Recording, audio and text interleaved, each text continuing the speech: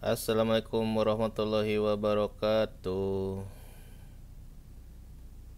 Kita akan belajar ngebongkar prospektus saham-saham yang IPO.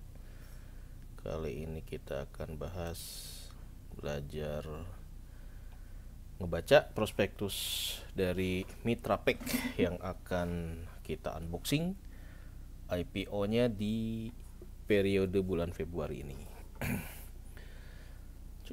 Kita disclaimer dulu ya, kita bukan untuk rekomendasi beli ataupun jual. Ini hanya belajar tentang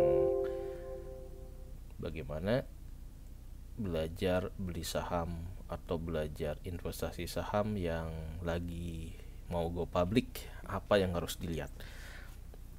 Saya juga masih belajar nih, jadi lagi ngeraba-raba nih ya.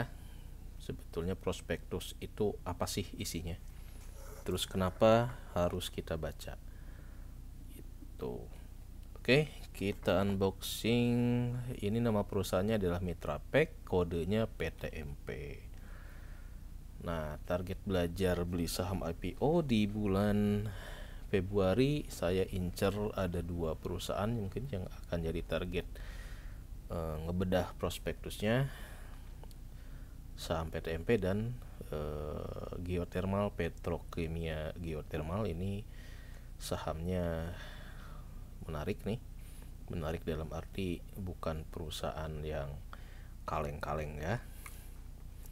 Kita akan coba bedah apakah PTMP ini perusahaan kaleng-kaleng atau bukan, dengan harga penawaran awalnya di 100 sampai 120 perak, seharga seblak gitu ya. Satu lotnya 10 perak, 100 perak kali 100 lembar 10.000, ya lebih mahal seblak lah. Oke, pesan moralnya, hati-hati beli saham IPO, jangan sampai beli saham yang kualitas kaleng-kaleng. Kenapa? Karena banyak emiten baru tapi sahamnya pada jeblok ya, gitu ya. Jangan sampai nanti duit kita hilang karena harga saham yang kita beli malah turun terus. Oke, target long term kita adalah mengoleksi saham yang layak buat kita jadikan project gajian dari dividen. Nah, tahap awalnya adalah dengan menyeleksi saham yang mau IPO, apakah nanti layak kita tambah gitu ya portfolionya, biar nanti kita bisa nabung saham, atau dia tidak layak, jadi nggak bisa kita jadikan koleksi di jangka panjang, biar nanti dalam jangka panjangnya kita bisa gajian dari dividen gitu ya. Bukan ngandelin capital gain, tapi kita fokus di nomor 2 ini biar level halal-halalnya lebih terjamin. Oke, terlepas dari fatwa mana yang dipegang, di channel saya ini kita akan fokuskan kepada yang long term ini ya. End game-nya adalah mencari pendapatan dividen tiap bulan dari saham-saham yang kita koleksi. Tahap awalnya adalah dengan menganalisa saham mana saja yang layak kita beli di proses IPO ini. Oke, periode IPO-nya di bulan Maret, saham Mitra Pack atau PTMP. Nah, untuk menganalisa apakah harga IPO ini murah atau mahal, maka kita bisa melihat dari prospektusnya di web IPO atau dari aplikasi sahamnya di Stockbit. Kita bisa download prospektusnya untuk membedah, menganalisa aspek fundamental dari si saham PTMP ini, agar nanti bisa menjawab nih, ini layak nggak kita koleksi sahamnya, nabung saham buat dikit-dikit biar nanti kita bisa gajian tiap tahun dari dividen dari saham-saham yang kita miliki gitu ya.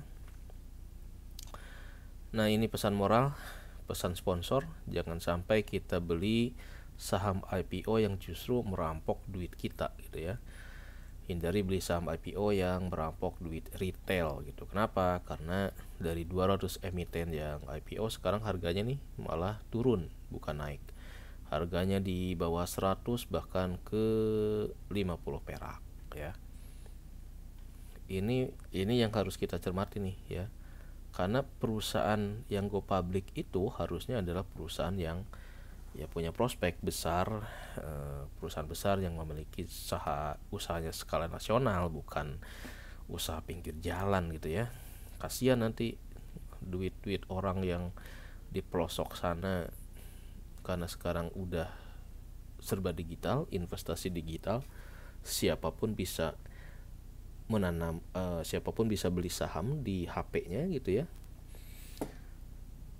dari orang yang intelek sampai ke orang yang memang nggak punya background keuangan. Ini bisa kejebak ya kalau ya dia mencoba peruntungan dengan membeli saham yang dia tidak paham aspek-aspek fundamentalnya.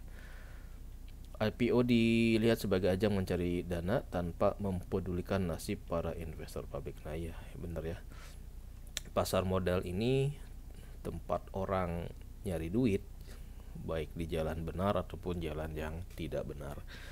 Maka kita harus harus tahu gimana caranya biar kita nggak terjebak. Oke, nah ini pengalaman saya beli saham IPO baru 2 atau 3 biji ya. Yang pertama adalah FWCT yang udah kita coba gali prospektusnya dan CIP. Dari 2 saham ini ya alhamdulillah seru. Kenapa? Karena ya kita bisa ngelihat ya bahwa fundamental aja nggak cukup. Meskipun kita bilang fundamentalnya bagus, harganya murah, tetapi ketika udah masuk ke lantai bursa itu harganya bisa jadi digoreng-goreng oleh bandar gitu ya. Yang FWCT ini harga hari pertamanya naik kemudian diturunkan gitu ya, sehingga banyak yang tadinya beli di saham IPO udah ngelepas duluan gitu ya. Harganya di 118 ketika penawaran awal, naik ke 159, habis itu diturunin sampai ke 100 perak atau berapa ya, 120 gitu. Nah kalau kita nggak punya basic atau patokan ke aspek fundamental, maka iman kita bakal ya goyang gitu ya. Bakal gelisah karena harga turun terus. Kemudian yang chip juga sama, ini malah kemungkinan di minggu kemarin dia naik terus, harga tertingginya malah berapa ini ya,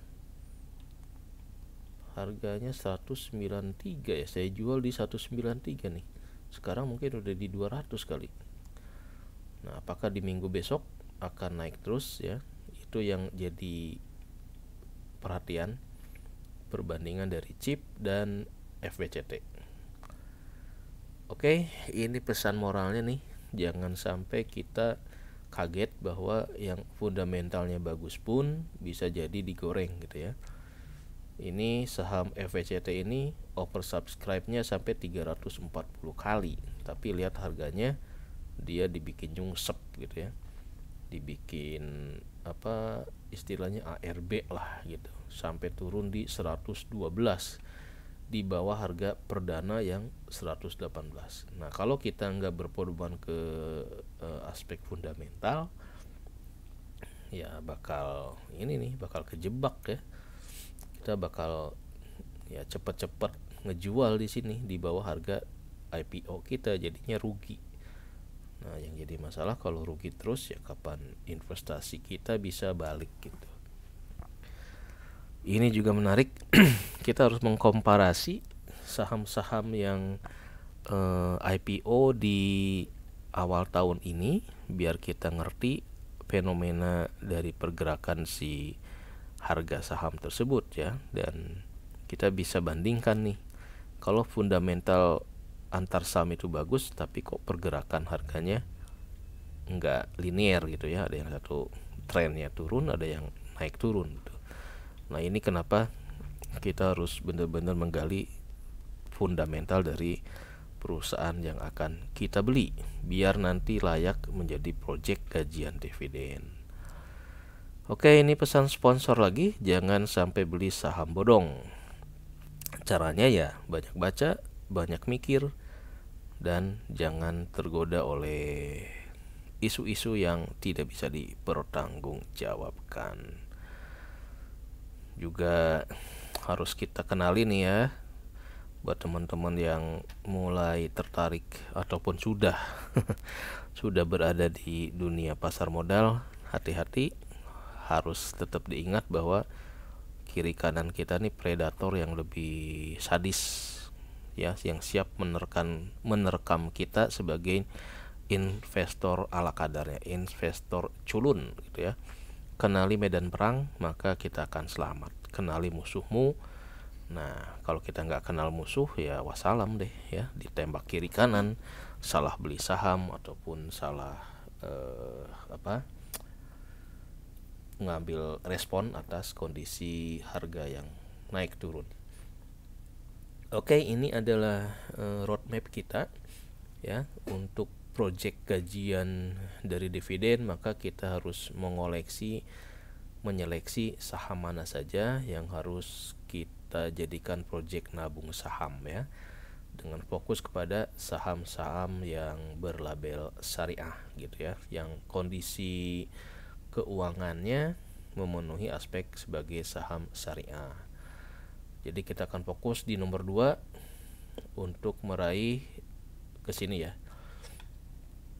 Motivasi pembahasannya di channel ini adalah mencari saham-saham yang memang bisa punya prospek untuk memberikan dividen. Bukan jadi saham gorengan yang menghasilkan capital gain gitu ya. Oke, di tahap awal kita akan seleksi di saham mana saja yang IPO itu yang layak kita koleksi. Nah, ini masih saham yang ini ya, ini masih floating yang FWCT ini. Nanti kita lihat apakah dia sahamnya ini digoreng atau enggak ya. Kalau digoreng ya hati-hati, benar-benar harus diperhatikan. Kalau ternyata saham yang IPO yang kita beli ternyata jadi gorengan kayak si FWCT itu, kemudian nanti kita evaluasi apakah saham tersebut layak kita tambah portfolionya untuk jangka panjang sampai bisa kita andalkan sebagai sumber gajian dividen tiap bulan ya. Nah, di sini nih nanti kita lihat apakah ini harus kita koleksi jangka panjang atau setelah kita bagi dividen kita pindah ke saham lain yang ada di list koleksian kita gitu. Karena nggak mungkin kita ngoleksi semua saham kalau dananya juga kita terbatas. Oke, literasi keuangan, kita juga harus paham bahwa return dari saham memang lebih menjanjikan, lebih tinggi. Tapi di balik return yang tinggi juga ada risiko yang tinggi juga gitu ya. Hati-hati. Jadi perlu kehati-hatian dan kewaspadaan. Ini kayaknya sama tadi ya. Ini juga loko ini ya. Nah, kenapa harus ngincer dividen? Karena di pasar saham ini tiap tahun ini bagi dividen sampai ratusan triliun nih. Maka kita harus punya tujuan yang spesifik, visi yang spesifik agar misinya juga bisa spesifik gitu ya. Visi kita adalah gajian dividen, misinya berarti cari saham-saham yang rajin ngasih dividen. Kira-kira seperti itu.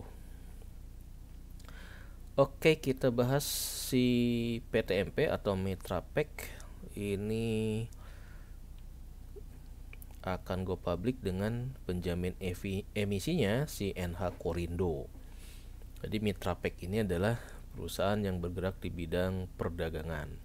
Dia menjadi distributor resmi dan penyewaan barang-barang industri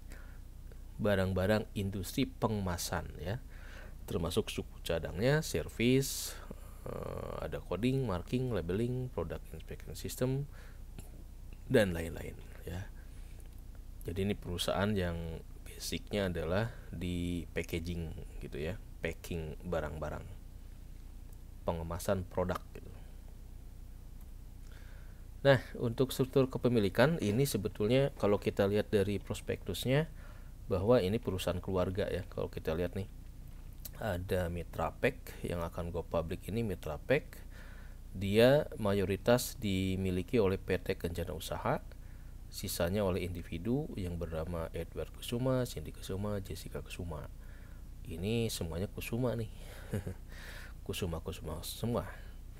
Nah, PT Kencana Usaha ini ternyata dimiliki oleh 71% oleh Ardi Kusuma yang menjadi direktur utamanya. Kemudian Edward Kusuma juga punya 9,6%, ini juga punya, ini punya. Jadi ya ini adalah ya dia juga gitu ya. Tidak ada pihak ketiga yang masuk di perusahaan ini.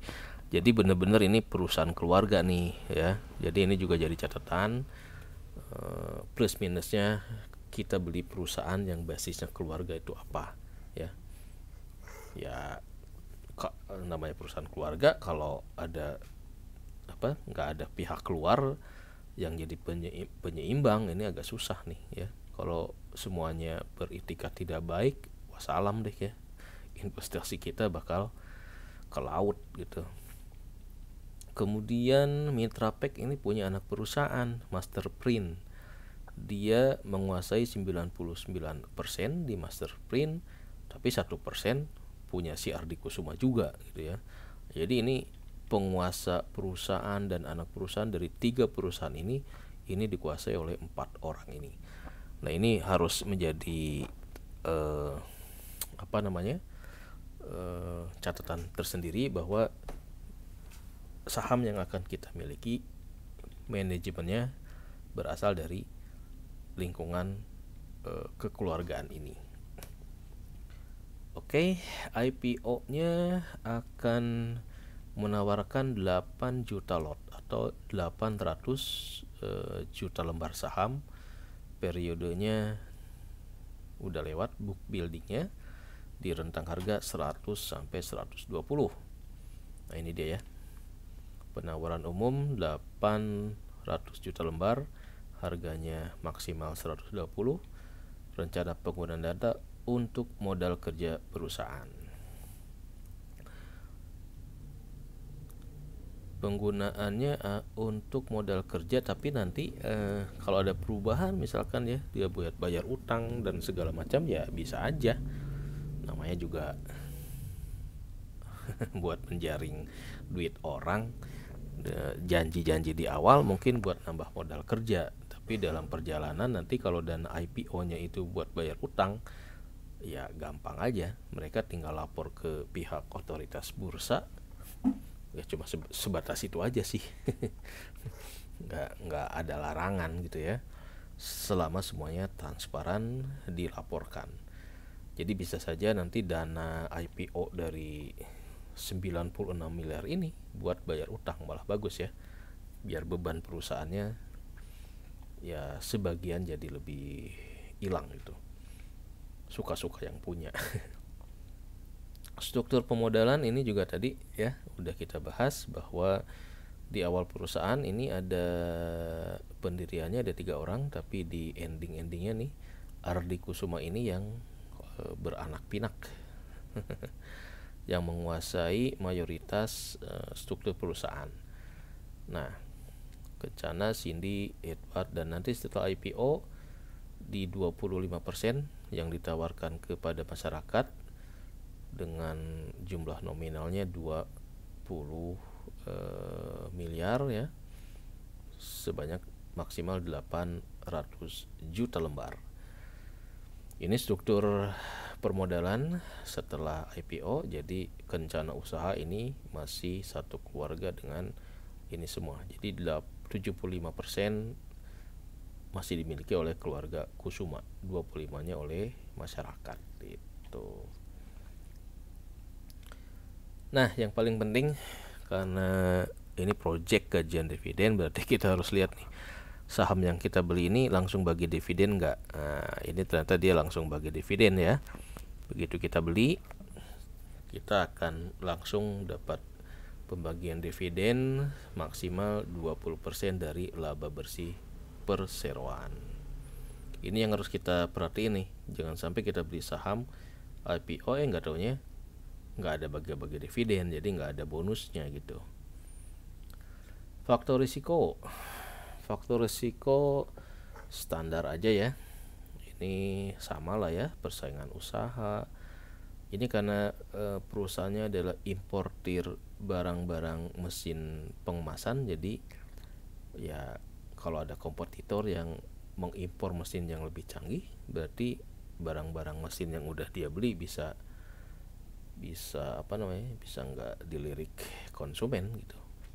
Perubahan teknologi, ketergantungan terhadap perusahaan, keterbatasan sumber mesin, ini standar lah ya, samalah itu analisa risikonya. Ada faktor utama, ada risiko usaha.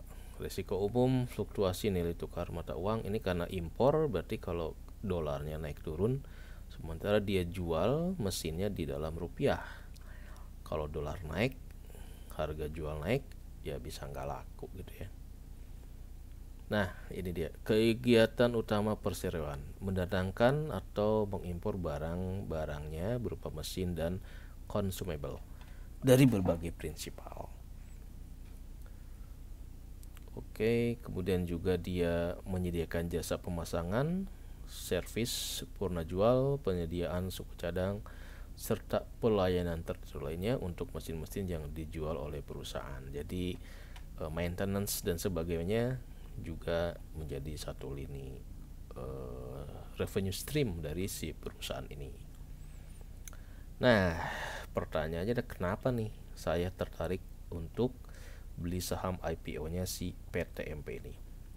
Nah, ini latar belakangnya teman-teman ya, karena core bisnis dari si perusahaan ini sangat relevan dengan food, water, dan energi. Jadi kita harus fokus di saham-saham yang berkaitan dengan aspek kemandirian pangan, kemandirian air dan energi. Ini berhubungan dengan makanan ya, karena populasi penduduk kita 200 juta lebih, perlu makan gitu ya. Salah satu sektor yang menunjuk adalah ya industri pengemasan ya gitu. Makin banyak makanan yang dijual beli, berarti butuh pengemasan, industri pengemasan. Nah, jadi di sini ada prospek usaha yang cukup menjanjikan. Belum lagi industri e-commerce ya, jual beli secara online, sehingga di daerah mungkin yang punya sumber bahan baku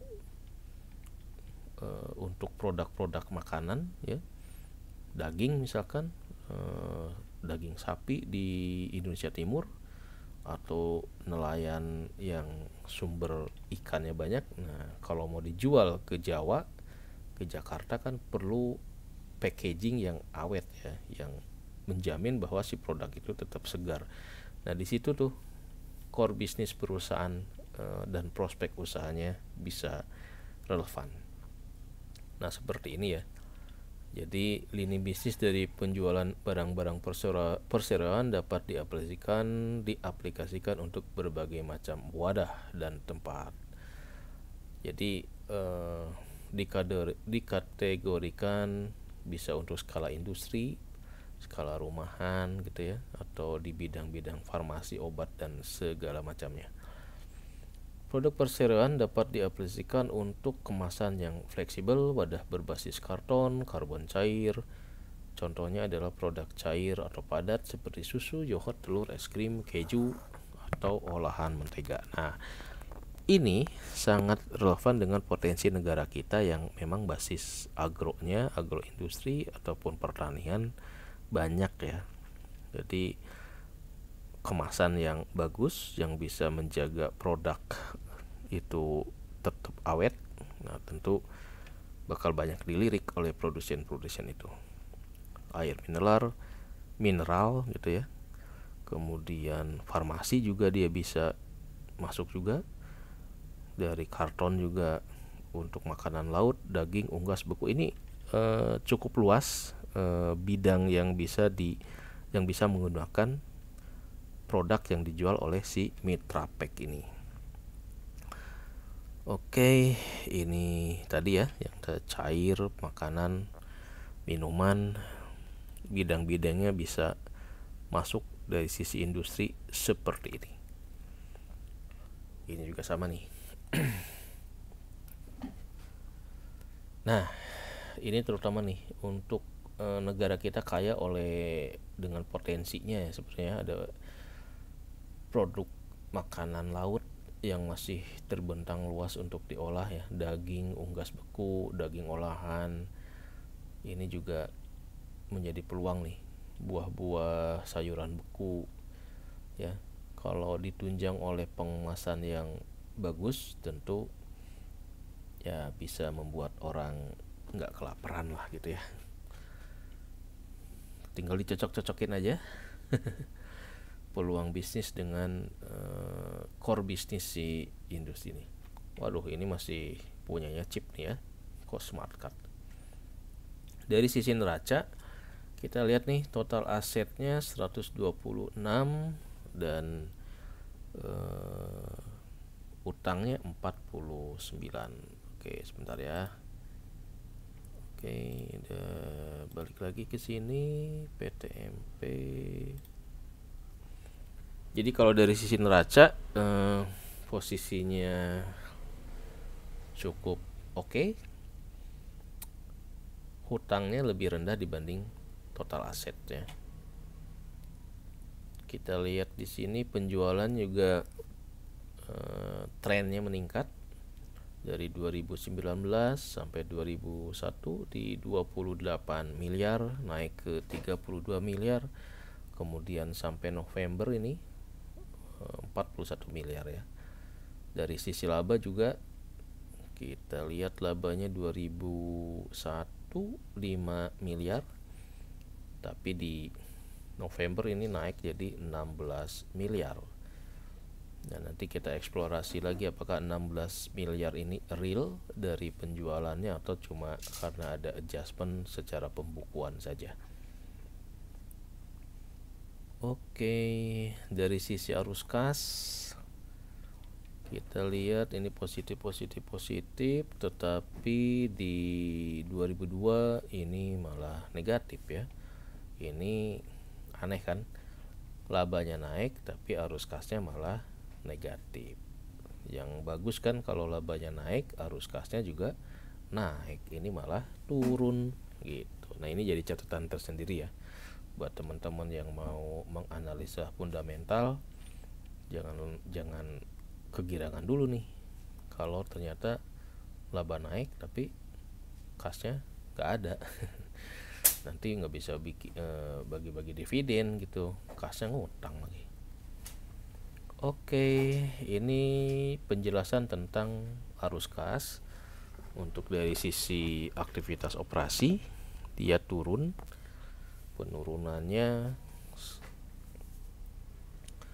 Turunnya 600 juta yang disebabkan oleh pembayaran pajak dan apalagi nih, penurunan atas beban bunga dan keuangan. Oke lah ya. Investasi juga, arus kas dari investasi juga turun karena ada perolehan aktiva tetap ya. Jadi ini ada pembelian aktiva tetap sehingga kasnya turun. Nah, dari sisi pendanaan juga turun, ini karena ada kas yang dikeluarkan untuk penambahan piutang pihak berrelasi sebesar minus sekian. Kemudian pembayaran utang bank mengalami penurunan sebesar 5,9. Nanti kita lihat di sisi utang piutangnya, sisi liabilities, posisi utang banknya, dia jatuh temponya di tahun berapa saja ya, agar bisa kita prediksi apakah cashnya bakal positif atau minus. Rasio keuangan juga cakep ya, rata-rata growth-nya di atas 10% dari sisi profitabilitas. Solvabilitasnya juga oke. Perbandingan hutang terhadap aset di bawah 1, terhadap ekuitas juga sama, rasio interestnya juga masih wajar lah ya. Mana nih kok, nah ini detailnya nih. Rasio keuangan aspek likuiditas perbandingan aset lancar dengan hutang lancarnya ya. Jadi ini 3.1 kali, artinya si aset lancar nih bisa mengcover hutang lancarnya 3 kali lipat gitu. Jadi aman lah ya. Tidak ada isu di likuiditas perusahaan. Solvabilitas juga sama, masih aman, terkendali. Return imbal hasil aset, return on asset juga oke, di level 9.8 sampai 11% ya. Ya 10% lah. Laba tahun berjalan, asetnya sekian, lumayan oke. Terhadap equity-nya juga oke, di atas 15%. Perbandingan laba dengan modal. Oke, ini oke ya. Jadi sisi laporan keuangan oke punya lah. Sisi utang, total utangnya adalah 43 miliar. Nanti kita lihat dari posisi utang ini apakah aman atau tidak, terutama posisi untuk hutang bank ya. Hutang banknya apakah banyak atau dalam posisi yang wajar. Di sini sih hutang bank 10.8 dan 1,2 sekitar 12 miliar. 12 miliar terhadap 43 yang nggak sampai 50% ya. Ini apa nih? Pernyataan utang dan dividen policy. Ini hutang pembelian aset tetap. Oke, ini utang pembelian aset tetap ada 6,4 miliar, tetapi ini 2 miliar buat beli mobil ya. Ya, nama juga perusahaan keluarga. Faktor yang mempengaruhi kondisi keuangan tadi udah diulas sekilas. Karena ini importir, maka risikonya adalah ya risiko persaingan usaha. Kalau kompetitor mengimpor mesin yang lebih canggih, lebih murah, teknologinya juga lebih OC gitu ya. Kemudian risiko apalagi nih. Nah, karena ini importir berarti kan pembayarannya pakai mata uang asing. Kalau naik turun berarti harga pokok pembelian persediaan itu bakal mempengaruhi cost strukturnya.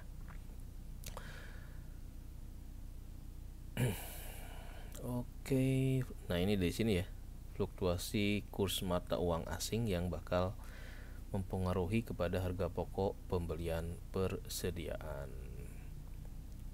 Risiko umum ini juga sama lah ya. Risiko kurs, makroekonomi, kebijakan pemerintah ini mungkin termasuk ke dalam biaya impor ya. Biaya impor, kemudian transportasi juga, serta kewajiban perusahaan dapat berdampak pada penjualan perseroan. Ini mungkin aspek perpajakannya lah ya. Kejadian penting setelah tanggal laporan akuntan, ini tidak ada kejadian apa-apa yang signifikan. Sumber daya manusia. Nah, ini total karyawan tetapnya 62. Ini karyawan tetap semua nih. Canggih juga ya. Tidak ada outsource. Ya mungkin dalam prakteknya pegawai harian kali ya. Jadi pegawai yang memang tidak pegawai lepasan gitu, karena ini kan kantornya di sekitaran Glodok kayak ini, di daerah kota. Jadi bener-bener mungkin yang kerja di perusahaan ini banyak kali ya, tapi karyawan tetapnya cuma segini.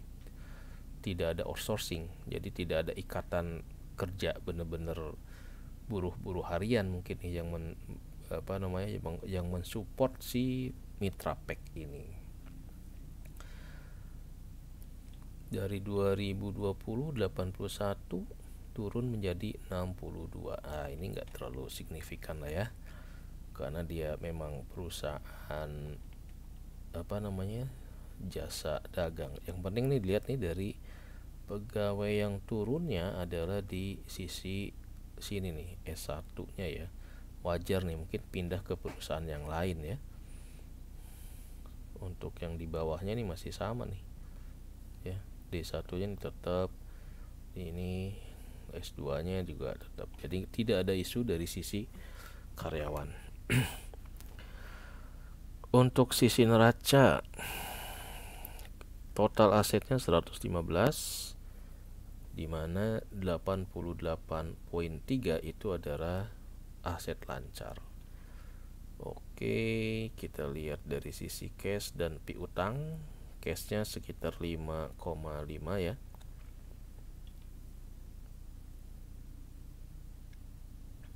Tadi yang ini kali salah ya. Nah, ini tadi loncat ke cash aja nih. Cashnya adalah 5,5 miliar, lumayan juga nih, banyak juga. Sisanya 51 juta buat cash on hand. Piutangnya relatednya, wah kok jadi ngaco nih. Piutang itu ada 26 miliar, relatednya 2,7, ke pihak ketiganya 24. Jadi transaksi penjualannya ini aman ya, karena banyak ke pihak ketiga, bukan ke pihak yang satu grup gitu. Oke. Umur piutang kita lihat dari posisi piutang tidak tertagihnya masih di bawah 1 miliar nih, 400 juta dibandingkan dengan 26 miliar ya. Jadi berapa persen ini ya? Jadi kredit macetnya nih masih terkendali kelihatannya ya. Utang lancarnya 12,2 miliar, tidak lancar 14,6. Nah, ini paling kita lihat nih yang di atas 120, biasanya sih mungkin di atas 90 ini ya. Ini mungkin sekitar 1,5 miliar nih. Di bawah 3 bulan 2,6, di 1 sampai 30 7,5. Ini yang nanti kita harus lihat apakah pencadangannya naik atau enggak ya. Bad debt-nya ada tren naik atau enggak. Untuk persediaan mayoritas berupa mesin dan suku cadang, 15 dan 12 miliar sendiri. Kemudian sisi hutang. Nah, sisi hutang dari 20 berapa ini? 20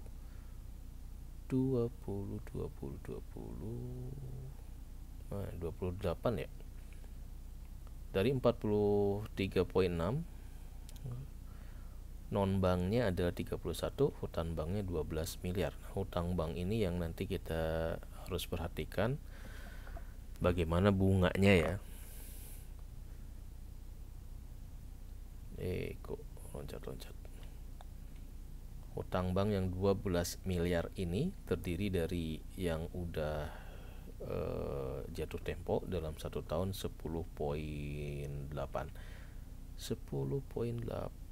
ini dia. Jadi kemungkinan di 2023 hutang banknya akan turun ya, lebih sehat malah. Apalagi dengan adanya dana dari Go Public, mungkin hutang banknya bisa dilunasi gitu, sehingga beban keuangannya, beban finansialnya lebih tercover. Sisanya yang lain adalah pembelian aset, kemudian sewa kepada pihak berelasi 2,7, pembelian aktiva tetap. Oke. Ini hutang usaha. Hutang usahanya juga hutang ke pihak yang berelasinya cuma 600 juta, ke pihak ketiganya 6,4. Nah, di sini mungkin yang harus kita lihat nih dari hutang bank untuk posisi Juli 2022, dari 12 miliar ini 10,8-nya termasuk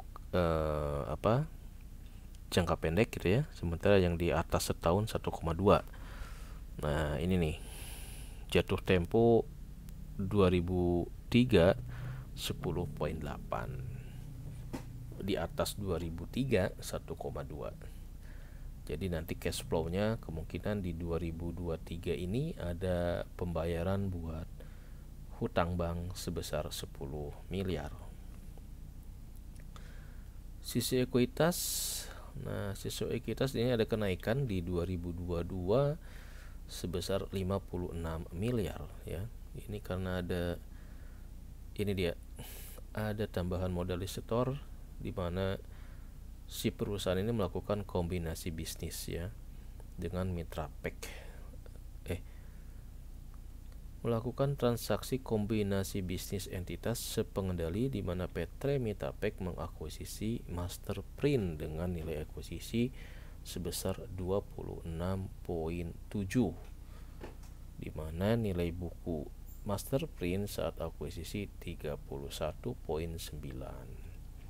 Nah, ini saya nggak begitu paham ya, kenapa dari transaksi ini ya bisa menjadi modalnya jadi naik. Oh, ini dia. Jadi modal saham dan modal equity-nya ini naik karena ada setoran dari dividen saham, kemudian ada konversi utang. Jadi ada tambahan modal non cash ya. Pembagian dividen tapi ditanamkan kembali menjadi modal perseroan. Kemudian juga ini konversi utang menjadi modal saham. Hutangnya ke siapa? Ya ke Masterprint tadi. Masih dalam satu grup. Profit and loss ini kita lihat di laba ruginya 2001 5,0 miliar, kemudian di 2022 5,0 miliar juga ya. Kok tadi 16 ya per auditnya. Jadi kemungkinan labanya di level 5 miliar sih ya, yang realnya sebelum ada adjustment kepada pembukuan di periode-periode di bawah 2021. Dari sisi pendapatan, penjualan mayoritas suku cadang dan mesin, kemudian juga ada pendapatan sewa. Jadi dari dua ini nih ya, pendapatan perusahaan, suku cadang dan mesin-mesin packagingnya. Beban penjualan. Untuk beban umum dan administrasi kita lihat nih cukup ada penurunan ya dari 2021 ke 2022 nih. Ini setahun 18 miliar, di sini 11,1.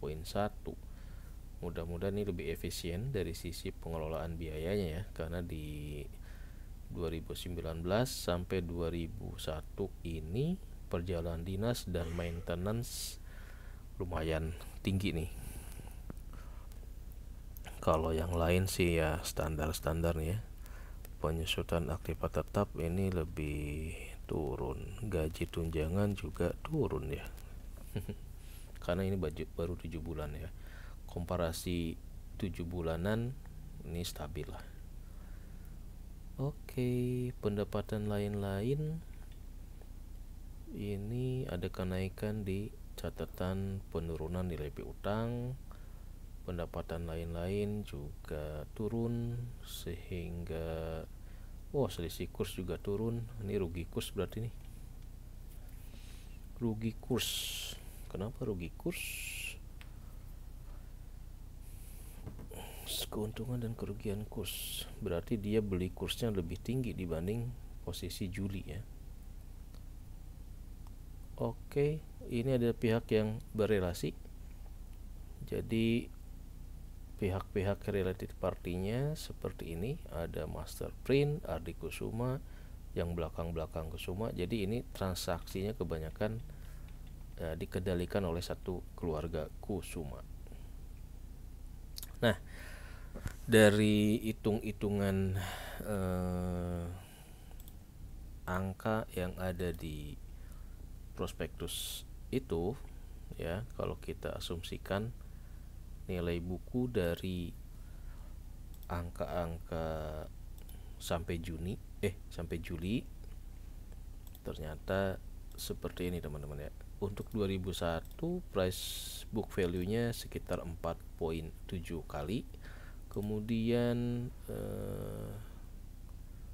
sampai Juli itu sekitar 4,4 kali. Ini sampai Juli ya. Tapi kalau kita setahunkan, ya kita bagi bagi 7 kemudian dibagi 12 sehingga net income setahun sekitar 19. Nah, ini price to book value-nya menjadi 3,9 kali. Kasar-kasarnya begitu ya. Gimana proyeksi kalau sudah IPO? Nah, kalau sudah IPO, proyeksinya misalkan kita asumsikan seperti ini ya.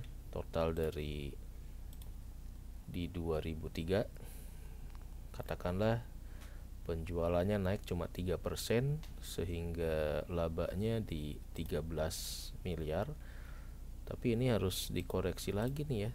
Ini laba di 2022 nih bener nih 2 kali lipat daripada 2001. Ini saya masih agak ragu nih ya, apakah laba di 2002 ini murni dari operasional atau cuma otak-atik laporan keuangan aja. Cuma yang menarik di sini adalah jika dana IPO-nya ini masuk 96, maka dia akan membuat equity-nya menjadi naik ya. Equity-nya nih dari ini harusnya ada di sini nih. Naik setelah IPO nih. Ini naik berapa ya? Valuasi 800 kali ini 896 sih ya. Di sini berarti ini naik 96 miliar. 96 bukan 96, harusnya senilai modal awal ya. 223 800 juta lembar dikali 25 nilai nominal saham, kalau nggak salah begitu. 76 net income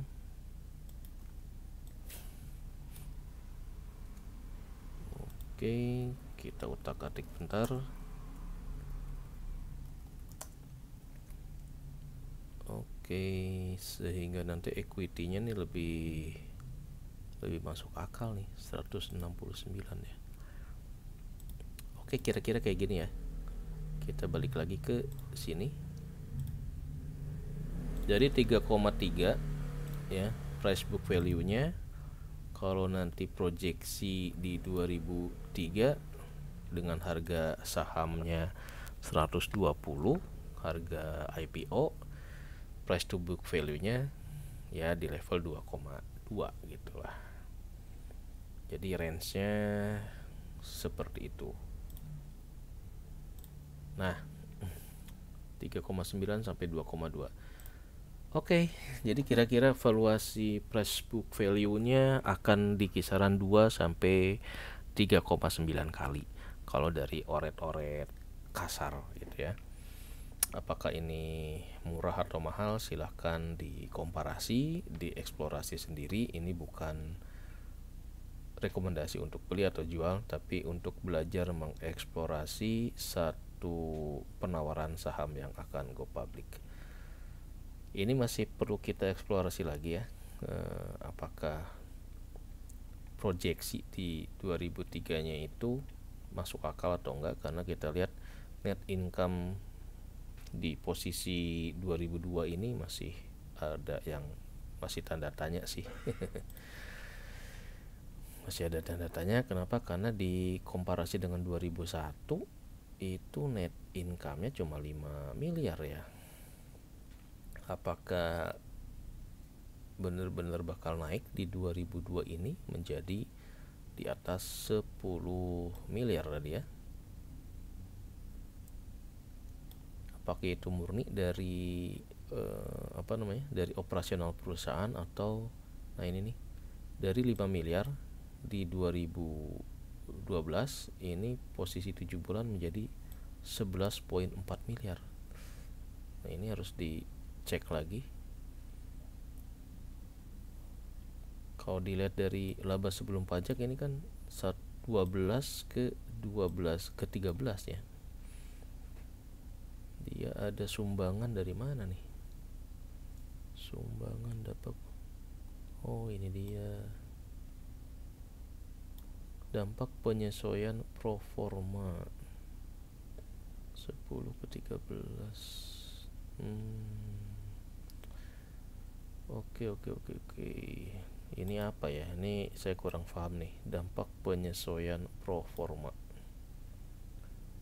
Jadi yang realnya sebetulnya labanya yang 5M ini atau yang ini. Nah, itu ya, nanti teman-teman bisa lihat di cash flow-nya. Yang penting patokan kita kalau ngelihat dividen ya dari sini aja nih. Cash dia itu naik atau turun. Ya. Sini naik, tiba-tiba dia turun gitu. Oke, kira-kira evaluasi buat ngincer saham IPO-nya oret-oretnya seperti ini. Silahkan di eksplorasi sendiri. Ini cuma buat komparasi aja, bisa bener bisa salah, nama juga belajar. Siapa tahu nanti teman-teman ada yang lebih presisi ngitungnya ya. Yang penting ini adalah proses belajar literasi keuangan, belajar untuk membedah informasi yang ada di prospektus awal dari saham yang mau IPO, yaitu PT Mitra Pack. Oke, kira-kira demikian. Semoga bermanfaat. Wassalamualaikum.